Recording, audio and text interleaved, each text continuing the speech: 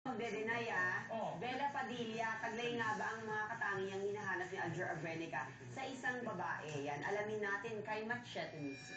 Napakabait po talaga ni Bella at sobrang kimi. Kumbaga Maria Clara po yung dating. Lagi siyang nakangiti. Kahit kimi siya, lagi siya nakangiti. Kumbaga parang pag nakikita mo siya, pag titingnan mo siya, parang bukas yung mundo niya para sa'yo. Tinanong ko din sa kanya, may naisip ka na ba na regaluhan mo na ba siya something? Kasi di ba mahilig siyang regalo ng matatamis. Sabi niya, hindi pa nga kasi hindi ko pa talaga alam kung anong gusto niya. Okay, let's see abangan natin yan, paparazzi sa Imet, kung namigay si Aljur dahil ng Yema, sa IC. Ngayon, ano kaya bibigay niya kay Bella?